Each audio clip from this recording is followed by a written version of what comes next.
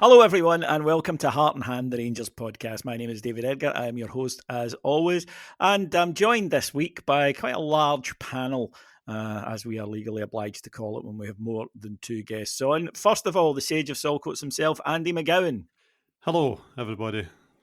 How you Seems like doing, Andy? a wee bit deja vu occurring here.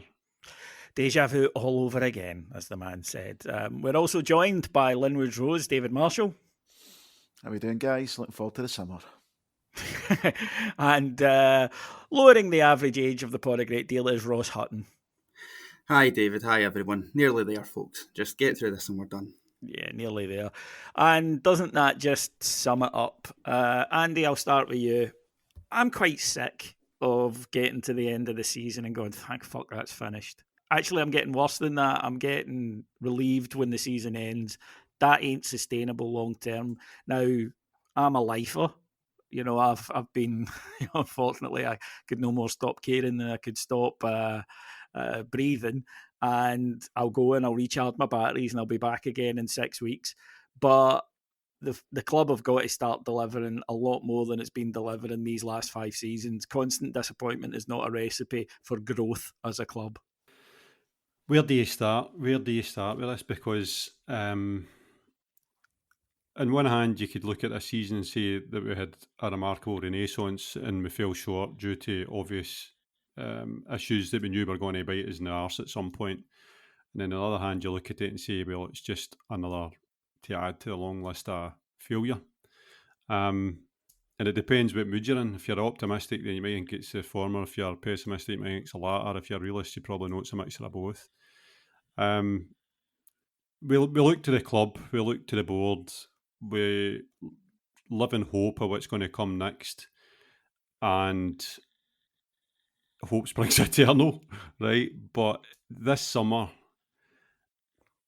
I can't see us surviving another season like we've just had, where the summer is a flurry of transfer activity. You've got hopes and ambitions, and then the season peters out pretty sharpish.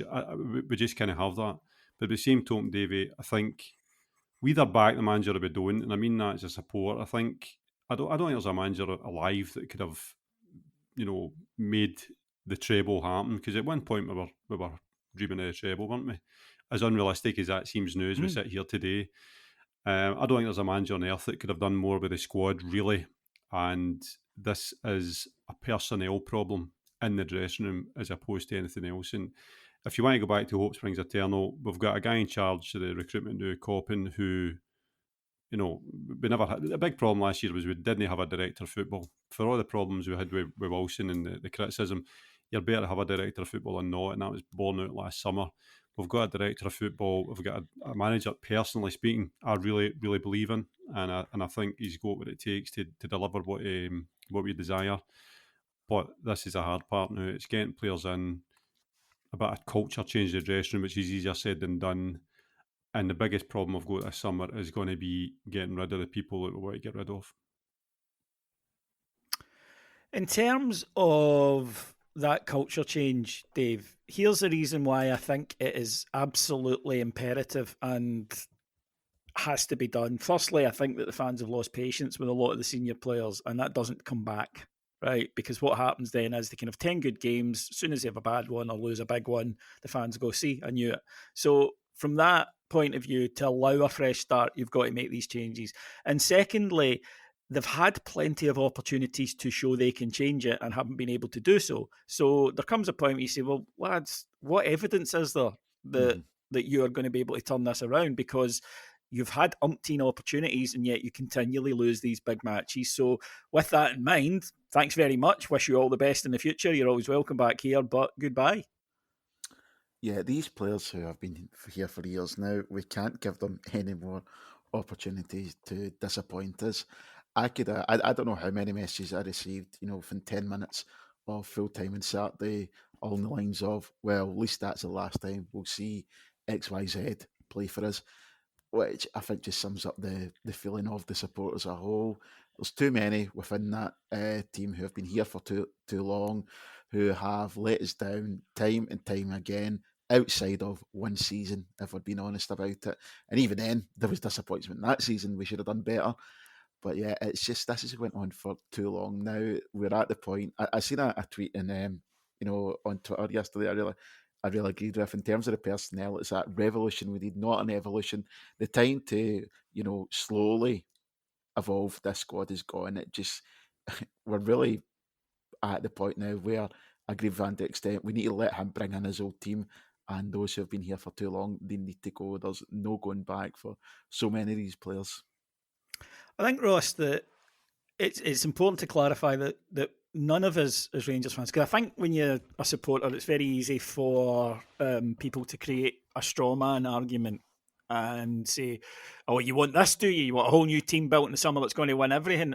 No, we do understand that how the transfer market works. You're unlikely to bring in every single player that will be a success in one window. We get it will take a little while, but we do want to see signs of progress, whereas continually over the past few seasons it's gotten worse in terms of the playing style, in terms of the players who are there to do it, in terms of injuries. All of these things have gotten worse. So no, we are not stupid, and don't argue that. I really don't like that argument of what you expect to treble next year. No, we don't. We'd like to see us compete for it, absolutely. But so long as we can see progress, we'll stick with it. What we can't handle is this gradual, slow deterioration. I'm not a great believer in this phrase, it'll take 5 years to turn it around, that I hear some fans say. It won't, right? It won't. Probably take more than one window, agreed. But it won't take 5 years. And the proof of that is this season when Rangers the worst team that we had last year and ended up blowing it ourselves, not the other way around. So for me, it's a case of saying, right, let's start building towards something. But you do have to start building. There's no guarantees we get that. The problem in terms of, well, that's been 2 years. Yeah, you've wasted 2 years. That's been the issue. It's not been a case of, right, well, we're 2 years into it and it's going to be 5 years. It doesn't work like that. It's a case of you've had the same bad year 2 years in a row, and that's left us where we are. I completely agree with everything that Dave said there about needing a revolution this summer, and it's wild that we have found ourselves in this position yet again, but that's another matter that we'll get into, I'm sure. Yeah, I think you're right as well. The problem is that we're going to have these unrealistic expectations on these new players that come into the squad, right? Because let's all be honest, I think we can be quite frank. We're Rangers fans, right? We're always going to have these lofty and sometimes unrealistic ambitions on the players. That's just who we are, and that's what drives this club. The issue is that these players are now going to come in under immense pressure. And if that does start to wobble towards the start of next season, then the revolution begins to devour its own children, so to speak. What has to happen, and again, we talk about non-negotiables a lot at Rangers, but we really need to be able to get this right in the summer, because we do have these Champions League qualifiers coming up. Now, one small mercy from this weekend is that we are now seeded in those Champions League qualifiers, so that does us a wee bit of a turn. However, if we don't qualify for the Champions League next season, then that financial gap with Celtic only expands further. And of course, this narrative that is building around the manager, which is slightly unfair if we're pinning a lot of the criticism on the squad, which I am, but it's a narrative nonetheless that he has still failed to beat Celtic. The first Old Firm game of next season is, of course, going to be at Parkhead. You're already in an uphill battle there. So there's all these little different things that are adding up to build immense pressure going into next season. But I think we all believe in the manager. I know there are people out there with question marks, but I'm speaking to the people on this podcast. I think we all believe in the manager. I think we've all seen enough for him to have that time and that confidence from the fans. We just need to try and be able to deliver that and deliver that element of patience and support to them next season, because it's not going to be plain sailing. It never is. When you bring in a whole host of new players, that's not exclusive to Rangers. That's the same any side around the world. There will be teething problems trying to bleed in a new squad, but there's a much bigger, much longer picture there which we need to be able to remain crystal clear in our view of, because we cannot be in the same position this October coming where we've sacked another manager and we're back to square one again. I must admit, by the way, just as an aside, I love the contrast here in the voices between Ross and Andy. The last time I heard two voices like that, one gave the other a suspended sentence. So that's been quite novel. But anyway, that's not what we're here to talk about. Andy, to the game on Saturday, I don't think there's a lot of expectation among Rangers fans going into it, really. And again, that kind of sums up the season. Just when you think, right, well, it's not likely to happen, they hook you back in only to drop you at the last minute, as it turned out here. The manager did make changes. And incidentally, one of the reasons why I do think I do have the confidence, or the belief rather, because it's only that at the moment, that he will make big decisions in the summer, is that he did drop Goldson. He didn't bring Lundstrom straight back in on Saturday. I think he's shown there that was two big calls that he could have gone the other way with. So there is that. And Rangers in the first half, I think we set out to keep our shape, to make sure that we didn't allow the stupid goals that we have in the past. I think it worked. We got to half-time, bit of a nothing game in all honesty at that point. Rangers had allowed Celtic to have a lot of the ball, but in areas that didn't hurt us. We're very careful not to allow space, for example, for Maeda to run into. We had learned from previous Old Firm matches. Getting to half-time was 0-0 was different, not going through that kind of 30 to 45-minute period where we generally lose 2. And into the second half, Rangers grew. The plan was working. And there's no getting away from the fact that had the goal that Rangers scored stood, I think that there's a very, very good chance Rangers go on and win that game. And of course, it doesn't. Now, on that, it's a subjective decision. Personally, I agree with the manager. I don't see how you can say that's a push when you don't think that the one on Sterling in the first half is a push. I don't think that you can look at that and ignore all the holding that's going on other players around you. And then lastly, that's now 4 goals in the I think in the last 7 matches that Rangers have had ruled out for subjective decisions, not things like offside. There was a Matondo goal that was ruled out for offside. He was offside. End of story. No problem. But you would think that out of 4 in 7 matches now, I can't think of many teams who've had 4 goals disallowed for fouls in the build-up in 7 matches. But you would think one of these subjective decisions might come down on our side just by the law of averages. It hasn't been the case. And again, I think if they're trying to do is they probably give a penalty against Davies in the first half. They were correct not to, because it hits his body before it hits his arm, and by the rules that isn't a penalty. But you've seen them given, as the saying goes. But I just think that in a situation like that, the default setting, subconsciously whatever, is I'll just give this to Celtic because on one level I'm pretty scared of getting my windows panned in, a private detective stuck on me in 3 weeks in the paper where my details are getting shared about.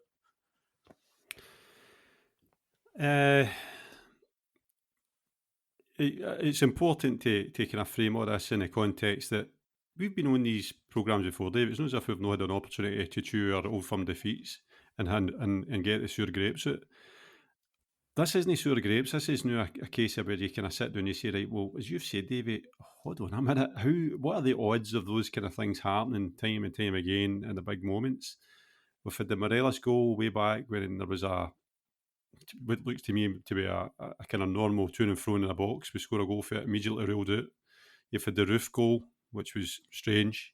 You've had the Johnson penalty debacle, which the guy that kind of perpetrated that is now in charge of Scottish refereeing. You've had the Riley soft penalty at Parkhead where he basically there's a coming together of legs. It's a penalty.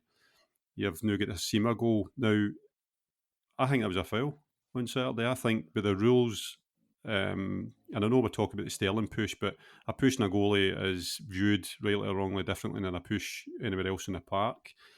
But I think it is soft, right? If you don't think it's soft and you think it's clear cut, then I would argue with you and I would say, no, that's soft, because that kind of thing goes on in the penalty box all the time. And it was quite, I'm not going to say strange, but on top of everything else, in isolation, okay, but on top of everything that's went before, this is now a question of the hardly perennial refereeing standards. I mean, you can throw in the mix other things that have happened this season, and it starts to sound like it is sure grapes, like McCausland tackle versus Motherwell, key game which kind of signalled our kind of downfall for the season. He's tackled, it's a red card, it doesn't happen. That changes that game. There's things happening in Scottish football that I don't put down to bias or conspiracy or anything like that. I think that's for the birds, to be quite honest with you. But there are things that are happening that I do think that your point towards a flash goes through your mind in terms of, oh, wait a minute, because Beaton was in VAR on Saturday. The Brendan Rodgers thing with Beaton earlier, when was it, March, something like that? So it's no that far away when he gave the red cards at Tynecastle, remember? That has got to have an influence on somebody's judgment, because when it's such a fine line and a soft decision, or a subjective, as you put it, it's got to have an influence. And the big mistake that I've called Clement out for this season was when he was at odds with the club with regards Column after the I can't even remember what game it is, there's that many. But he was at odds with Rangers because Rangers kind of came out asking for clarification and made it clear that they were wanting something. And he kind of backed Column, or, he came out with a couple of sound bites. And I thought, you've made a big mistake there. And that's naivety on your part with regards to Scottish football. Rodgers had an opportunity, no care in the world about the repercussions to SPFL, SFA, whoever it would be. He took it. And I think those, it's not even inches, it's millimetres. They make a difference. And Celtic have been at this under support. This penalty Rangers nonsense, parts of assistance nonsense, and I laugh because I'm like, patterns of assistance? Are you having a laugh? So all this kind of adds up, and what we're seeing now is in the big moments, that fraction of doubt, who knows what the influence is on it. I thought it was a foul on the day, but I thought, you see that all the time, and if it was given, then I don't think there'd be major uproar about it. Dave, you're a qualified ref. Your thoughts? Yeah, I would disagree with Andy there. I don't think it was a foul. Like, not all contact is a foul. I don't think there's anywhere near enough contact for Hart to fling himself forward the way he does. And even so, in the build-up to the play, Taylor's Oliver Raskin.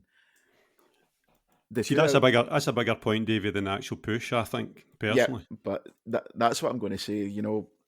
For the referee to go and view that passage of play, the only two outcomes that he can come away with there, for me, are either goal to Rangers or a penalty to Rangers for the foul by Taylor before Raskin gets anywhere near Joe Hart. For the referee to watch that back and award a free kick to Celtic is a complete disregard of the law of the games.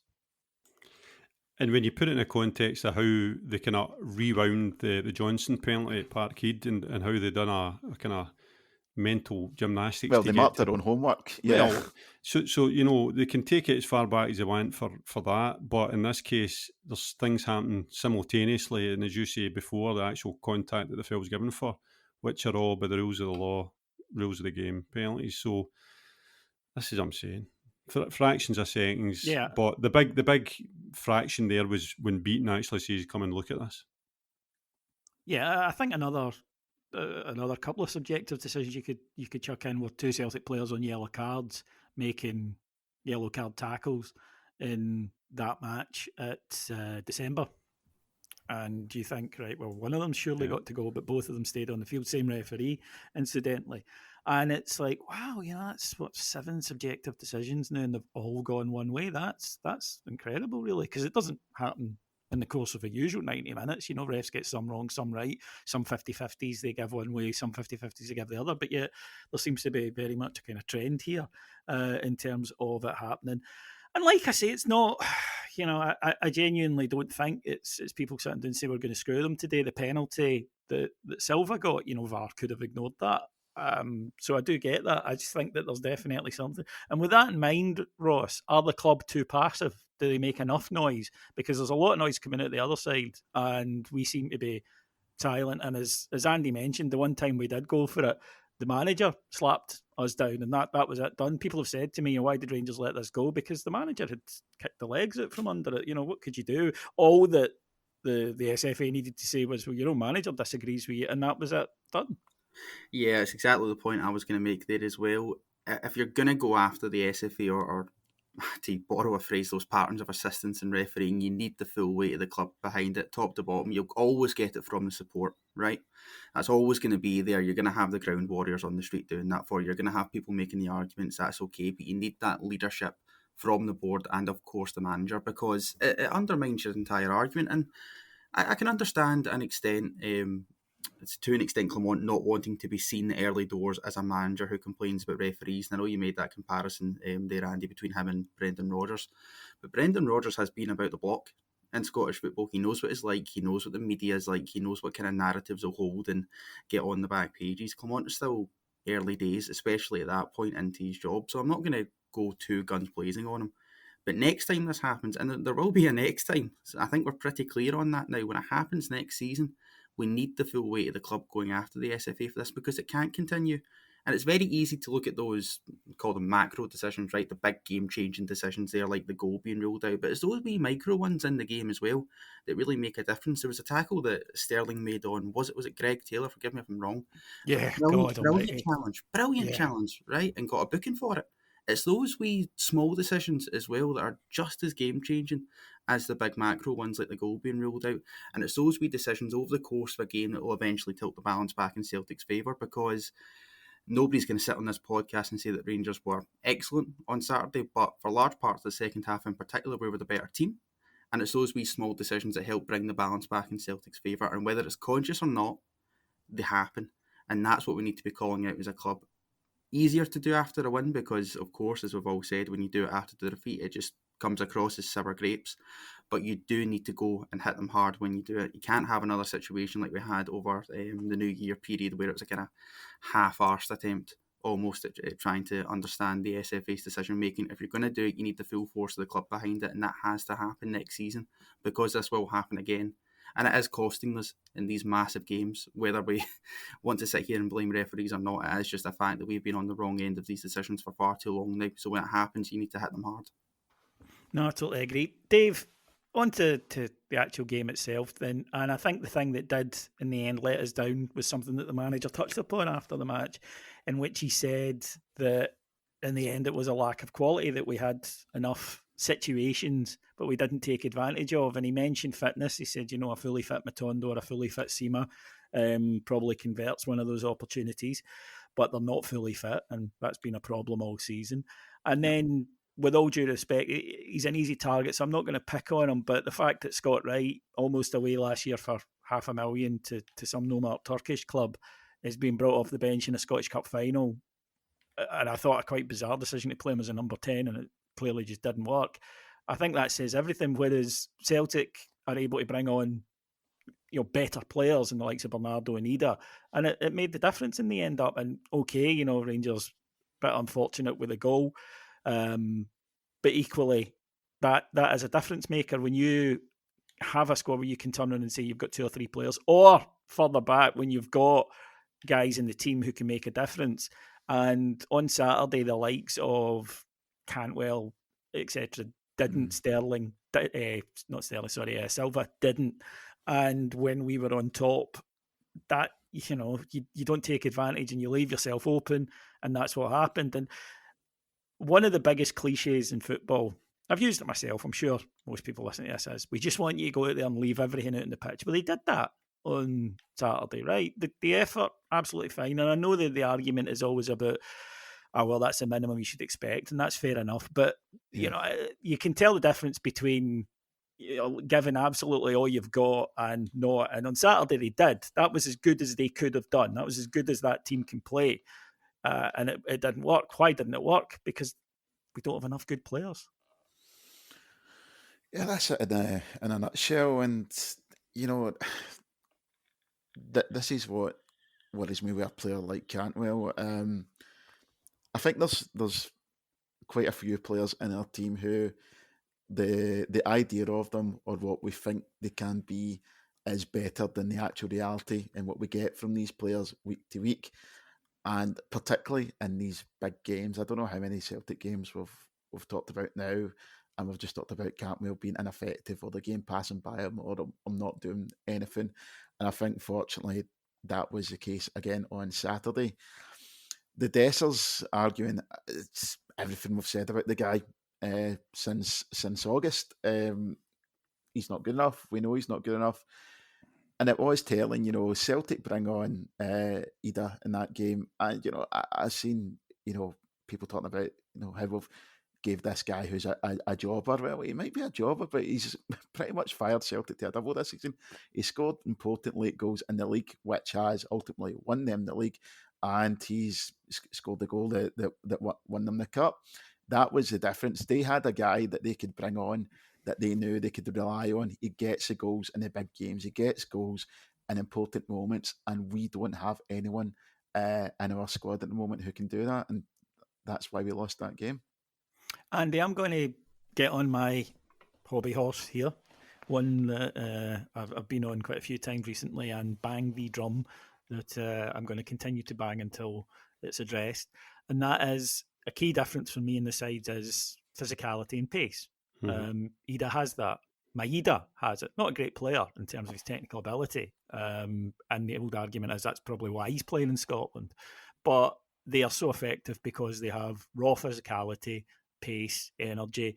That is a Rangers team that I looked at on Saturday and I thought, some decent technical players in there, but the mobility and the pace just isn't there.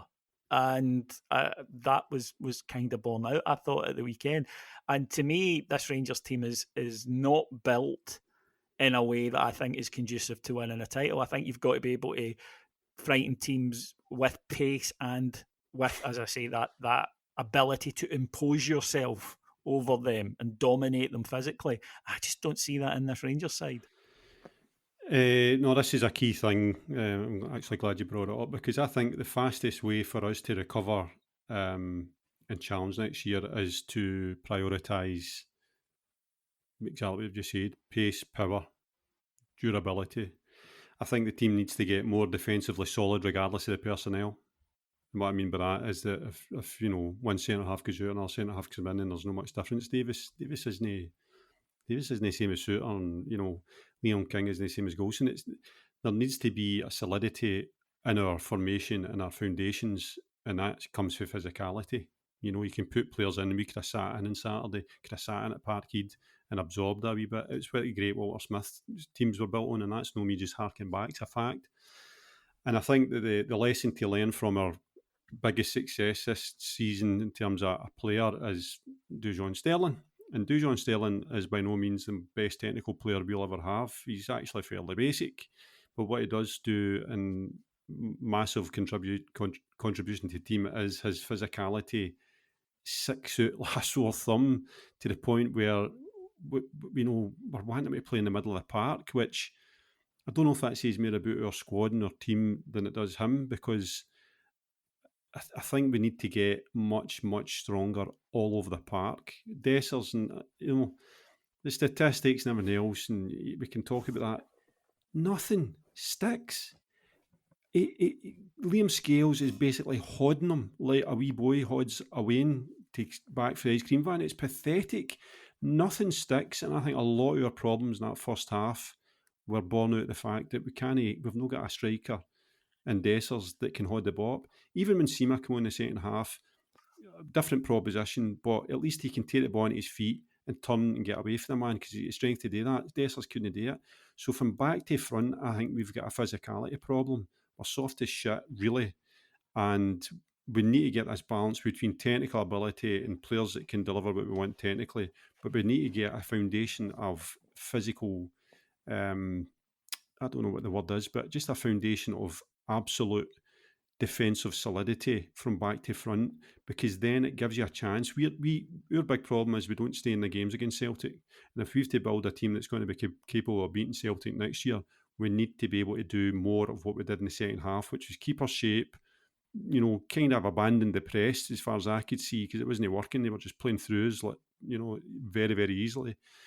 And if you've got attributes on the break, then you've got a chance. Celtic are unbeatable by any means, and I dare say when they get into Europe next year, we'll see more of the same, I think. So Clermont's challenge is a team that can be durable for the full season, but also can be specialists in an all-firm game.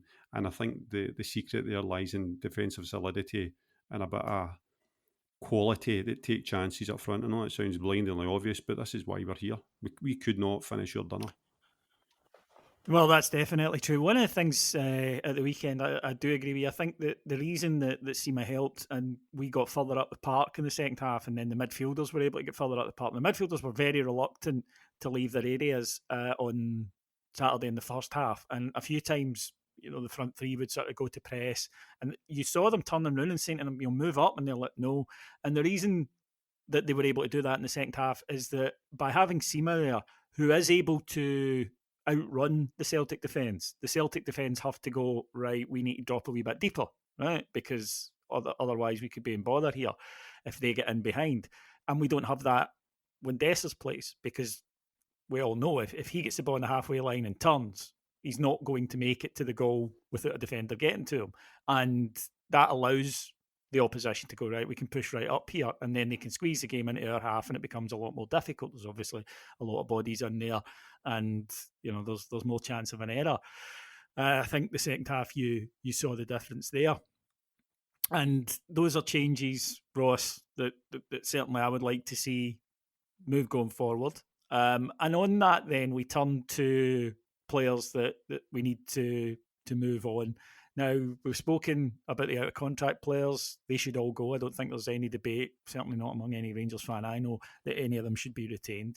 Then you look at the guys in and around the team, and I think that you can make a case for quite a lot of that squad being chopped.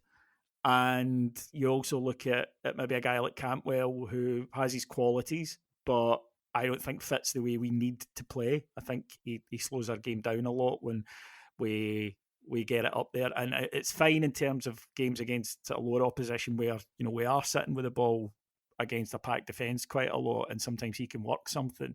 But in a game like that, I think he becomes a wee bit less effective, hard-working, but less effective. And I think that you've got to kind of look at that and address that and say, right, well, these are the things we need to do. On the moving on players, one of the things I saw was Balogun was very good at the weekend. He really was. So was Ben Davies. And Balogun, I saw people say, yep, that was excellent, give him a new contract. And I thought, no, that's exactly the mistake we keep making. We like you, so you just stay for a bit. Leon Balogun, brilliant bloke. I love him.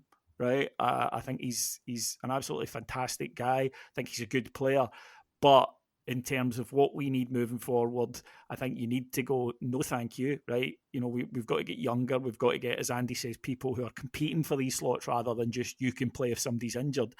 And again, that notion of, it was great Saturday, I like him, give him a contract. The board have been doing that for years, and look what it's got us. It's misty-eyed nonsense, isn't it? And I totally agree with you, by the way. I love Big Balogun. He's been an excellent player for Rangers, an excellent servant for this club across both of his spells. That doesn't mean I give him another contract. I love everybody on this podcast. When it starts against Celtic during the next Old Firm, you need to have a dispassionate level of decision-making right across the board with a lot of these players. And that goes for some of the players that you might not automatically want to see move on. There's been a lot of discussion about the leadership team in terms of Tavernier, Goldson and Lundstrom. For me, none of them are safe. For all the reasons that we've before mentioned in this podcast, we have watched them preside over years and years of failure at Rangers. And Premier Sports put up a couple of graphics before the game at the weekend, and it was showing the kind of different trophy halls of various players in the side. And it showed Tav's. Now, it's not all his fault, and I'm a massive fan of Tav. But when you look at the years he has been here and the lack of success that he has to show for it, you do need to be able to shoulder some kind of blame for that. Well, you become emblematic of it, and I think he is to the support now. And I think the performances that we have witnessed from Tav over the past couple of months, I don't want to say his legs have gone or anything quite hyperbolic like that, but it does appear that he is slowing down, and he's getting to an age where he will do that. Now, he's not as young as what he was 4 or 5 years ago, where he was able to bomb up and down the right-hand side, but I don't want to get completely fixated on him. We mentioned quality earlier on as well. A large part of the reason why Celtic went up the pitch and scored the goal at the weekend is because we were bringing on players like Scott Wright, who can't trap a ball fired at them from 15 yards away, seemingly. So that has to change as well. I understand that managers seem to love Scott Wright because he'll do everything he tells him to. I would as well. If I was a Rangers player, it doesn't make me qualified to do the job. So we need to have quality coming across the board. But if we're going to have a proper rebuild, we're going to have a proper revolution, that needs to be funded properly. And that might need to come from a sale that nobody really wants to talk about, but is now kind of floating about in the back of a lot of people's minds, and that is Jack Butland. because you think about the players in that squad, guys, and there are not a lot of players jumping out at you that are massive money makers, real game-changing money makers that will allow us to reinvest in 4 or 5 other positions that really need upgraded. Now, I don't want to see Jack Butland go. I don't think anyone wants to. He's been amazing for Rangers, blip at the weekend aside, but he's the only real money spinner we have in that squad right now. So if a sizable and sufficient bid comes in for Jack Butland that will allow us to upgrade 4 or 5 other different positions, then I think that's something we need to take very seriously. You can't get rid of everyone in the squad in one go. That's not how football works. But making a goddamn good go of it might be something that we need to do. There are players in there you can build things around. Sterling should absolutely be here next season if we can keep him over the summer, because he's been brilliant. If it so comes to it that Jack Butland's a goalkeeper at Rangers next season, nobody's going to complain about that either, because he's been amazing. But we need to seriously be quite dispassionate, take the emotion out of it. The guys that we like, they might need to move on as well. Yeah, the fact of the matter is if you can sell Butland and get 3 quality players in, you need to do it. And as you say, you've got to make these tough decisions. And that's the thing. Butland's been incredible for Rangers this season, largely because our defence has been so inept that we have given him quite a lot to do. Right, in Europe, that's one thing. Of course, you're going to concede chances, and he's been immense for us. But largely over the course of the piece in the league, I don't want my goalkeeper to have to make 2 or 3 massive saves every single game, which it was at one point, particularly towards the start of the season, just to kind of keep us in it. We should be defensively sound enough to avoid that happening. It's made Jack Butland look fantastic, and he has been fantastic, but if we sort out defensive solidity next season, then it should take the pressure off of whoever our goalkeeper is. I know, obviously, the rumours about Liam Kelly, but he will not be the Rangers' number 1 next season. I think that's fair to say. Won't be. Yeah. So if you add that quality further forward in the pitch, it takes that pressure off the goalkeeper as well, and you maybe don't have to rely on them that much.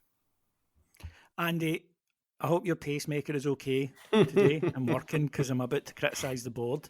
And I don't want you to get upset, okay? I want you to take a breath, right? Remember, I'm doing it in good faith. Now, the board will tell you that it changed last season. And I think that's fair enough. I think fans tend to think it's just the same ongoing board, and it isn't really. I know there are still some names kicking about, but it's Bennett and Bisgrove who are the power brokers now, have been since last year. And I think it's widely accepted, even by them, that they had a terrible, terrible summer, bad decisions in terms of A, entrusting it to Beale, B, not bringing a director of football. And they will argue, I think, fairly, that, well, yeah, we did make mistakes, but look, we rectified it, or we're trying to rectify it. That's why Coppin's here, that's why Clement is here. But I think communication has got to get a lot better. We've spoken a lot about communication. They do things like the fans forum, etc. But I think that, just again, in terms of clearing the air, I think it's very important for Bennett to come out and speak to fans. He hasn't done so directly since that god-awful interview in 2022. And I know it might have put him off it, because it was so bad and it was so badly received. But just because you don't like a part of your job doesn't mean that you don't need to do it. Right, we'd all like to avoid the things in our jobs that we dislike. It doesn't work like that. You still have to do it. And part of being the Rangers chairman is communicating with the fans. Now, that doesn't mean you're like David Murray and you're in the paper every fucking day, right? I get that. That's too much. But there is a big difference between he's in the paper every day and we haven't heard from him in 2 years. And I think Bennett has to come out and say, look, a mea culpa. This was our fault. We got this wrong last year. However, here are the positives that I see and where we're going to go with what we have. Don't try and bullshit the fans. Don't come out and say, this squad's full of untapped potential, because it isn't, right? The manager, as you said earlier, drew everything that was possible out of this squad. But come out and say, we realise that on things like medical care, etc., we clearly haven't been doing a good enough job.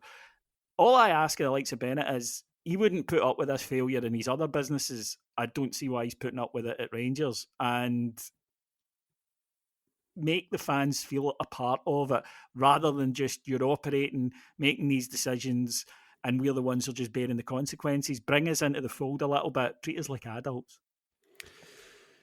So I know we joke about me and the board, right?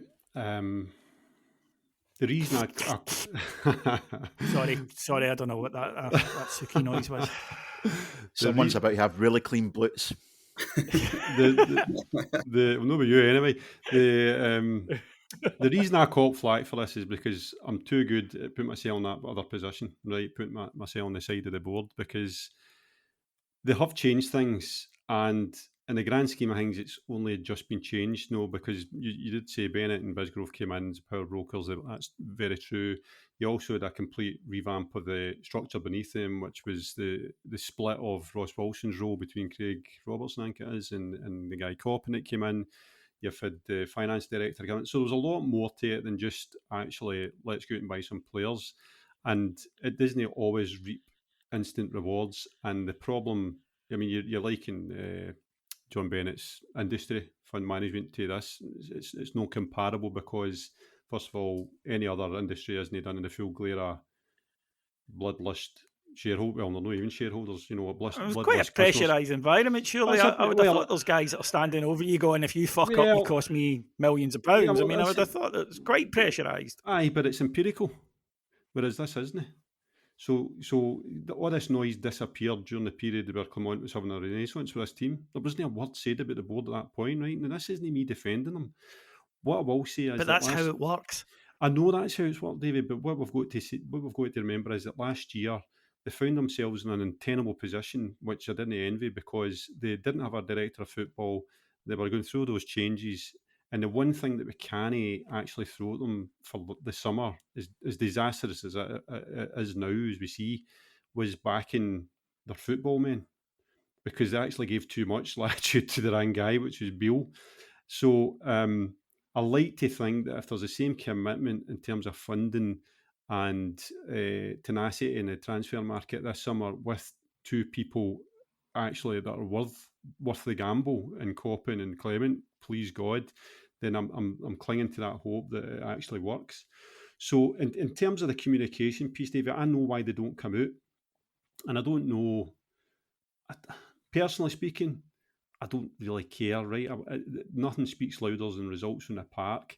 Everything else is platitudes. If he comes out and says we want to hear, does it change a thing? No, really, because it's what they're doing day to day, business as usual, good disciplines, daily.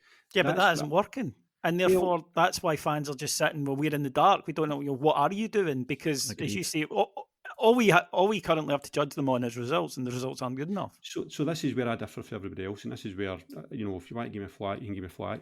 I don't need to hear it, because, as I say, we weren't that far away from a double six with Clement this season. What bit is arse was the quality of the players we had and injuries, right? I don't think we can walk past injuries. And therefore, if we were sitting here and say, oh, we got 2 cups, what would we be saying? Would we say, right, well, actually, this is going all right? Because I think it's as fine a line as that fucking goal on Saturday between... No, I don't disagree there. It's still bad. If we win the cup on Sunday, it's still bad. Everything that needs to change now doesn't change. Winning the cup. That's not what I'm saying. No, I don't think anything changed from Friday to Sunday, even if we had one. That's what I'm saying. If we came out of that season, so you sign Clement and you say we'll end up with a season we're going to have both cups, but we'll lose the league. What would you have said? Yeah, we would have taken it, but then we were top with taking a measure of success. 6 games to go. But then we were top with 6 games to go. Things change. And we'd have taken it because of the mess that was made in the summer. Yeah, and and again, I don't think you're really kind of defending them here, Andy. I'm not defending them. I know, but I get. Look, I understand. I don't want to hear it, but the fact of the matter is, there's a great deal of Rangers fans who do, and that, therefore, I think is part of your job. I think you have to do it, whether you want to or not, whether you think it's relevant or not. It's a wee bit like the argument people put forward about the Rangers captaincy. Some guys will say, oh, the captaincy doesn't matter, look at other clubs. I was like, but it matters here because it matters to the fans, and so therefore it's important. What can he say? Because they'll still get... I'm not doubting that they might get panelled, by the way. I'm not doubting it. But you've got to come out and try to begin to build a better atmosphere around the club, and silence is not doing it. Dave, I'll turn it to you then for what I'm pretty confident will be an alternative point of view to Andy's.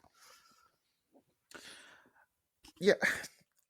First and foremost, I think if you're scared to talk to the Rangers support as the chairman or running the board at Rangers, whatever the title is, then I don't think you should be in that position in the first place. I don't think you can be scared to be talk to the fans. And just because you've done it once and made an arse of it, right? Fine, learn from it and do it better next time. I agree with David. I was talking about this when I was on the show last year.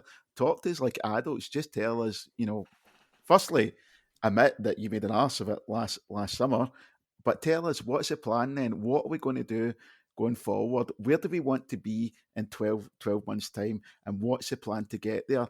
And more than that, what I think we need success points and fail points laid out to us as well. Talk to us like adults. I'm not expecting the board to come out to us and go, the two extremes that next year we're definitely going to win the treble, or next year's a write-off. Don't expect anything next year. There is a middle ground, and these guys are much smarter businessmen than me. I think it's silly to suggest that they can't figure out a correct way to communicate this to the support. But that's my point, Davey, and I'm really trying not to be facetious or sound like I'm defending them. I'm no fail points, success points. There is nobody in any job anywhere that's going to say, here's the things you can judge me on and then sack me or berate me on them. And the thing about being talked about as adults, right? There's large, massive swathes of Rangers support that would react like adults and can see the balance and temperament, but there's a huge noisy element, especially in today's world. Yeah, but you can't talk to the adults. Talk to the adults. You can't run. It's about atmosphere overall, Andy. Well, that's what I'm talking about. The general mood around the club. It's not been good, right? Well, the general mood of the club would be dictated by the noisy ones that would just say, I heard this last year, fuck off. But it's about narrative as well. Sorry, just for my kind of 2 cents here. We're all quite media literate, aren't we, right? We all know that if you don't go out and set a narrative yourself, a vacuum gets created and a narrative will be spat back out at you from that vacuum, which is currently what is happening, because this is the narrative right now. We're talking about it. And the narrative is that the chairman is too scared to come out and talk to the Rangers support. Yep. That will prove us wrong. Then go out and do it and listen. See if you're always going to get bad feedback. You're always going to get people. Ross, sorry to cut in. I don't consider myself Ross. Sorry to cut in. I don't consider myself or you or Dave, nutters. I don't consider that we're reactionary. That we're on Twitter shouting nonsense, and we want to hear from them. Yeah, exactly. So there's a large swathe of the Rangers support that do want to have, if not a constructive dialogue, but just some kind of constructive communication with the hierarchy at this club. And just because you are terrified of the nutters, of which I'm sure there are many that exist, that's not a good enough reason to not fulfil that part of your role. As part of your role, you do need to be able to communicate. It was one of the big promises that was made when this administration came into the club, is that the communication channels with the fans would improve. Okay, the fans forum is a fantastic thing, but you need to deliver on that as a fundamental part of your job. Be a leader, because that's what that role requires. But what if the fans forum is a channel? What if the fans forum is the channel? No, it's not. A few hundred people and then notes get put on the website. Nah. That's not the channel. But at least that's really not, Andy. I go back to the thing about I'm controlling the atmosphere. I'm not asking you to go and Jeremy Paxton here. A sit-down interview with RTV, friendly media, where you can get your point across in a clear and concise manner, and you have that level of communication that washes no bullshit, no corporate speak. Just speak to people like they're growing ups, like they're adults. Because like I say, there is a middle distance. I don't believe this all gets fixed in one window, right? Hope it does, don't think it will. Equally, I don't buy that, we're 5 years away. That's nonsense as well. You can build a good team and have a right go at it, right? That can happen. And if fans are seeing good football and improvements, then they will be all right. The nutters on Twitter will go nutty when Rangers lose a game. That happens. They go mental when Rangers lose a fucking throw-in, right? But there aren't as many of them as the noise they generate suggests. And anybody who goes to the games knows this, right? I think that's pretty clear. When you're in the stadium. But the fact is, there is a disconnect, Andy. It's a fixable thing. Rangers need to fix it. And the only people who can fix it are the two guys at the top of the tree. I am a weird Rangers fan. No, I'm not an arse licker. I don't need to hear it. I'm not an arse licker. I don't need to hear it because... He's a bootlicker. We established that at the start. Sorry. That's fair. My apologies, Andy. That was uncalled for from David there. I know, I didn't mean that. It's boots, not arses. I don't need to hear it. And we're talking about what you're going to say. no corporate bullshit. What's he going to say? We're shite, sorry, we're shite in the summer, it was a disgrace. Or is he going to actually... I mean, I don't know what you're expecting me to say. Here's the mistakes we made last year, right? We realised, but we realised, and this is what we did to move. You start off with a negative, you address it, and then you turn it into a positive, right? It's not difficult. Yeah. So the only reason I would agree with that is if I thought that they were sitting there disagreeing with what we are saying, and they don't believe they've made mistakes. No, that's true.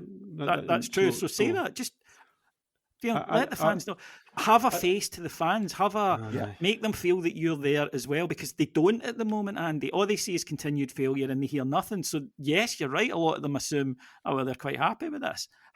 And I don't blame them. Now, it definitely isn't true, despite what anybody says. These guys only sitting there and want to be associated with failure, right? That's it's not true. But when they don't hear any different, then how can you blame them for arriving at that conclusion? And I just think it's a simple thing. Look, let's not try and pretend for a second that John Bennett coming out and doing an interview fixes everything. I don't want that to come across like that.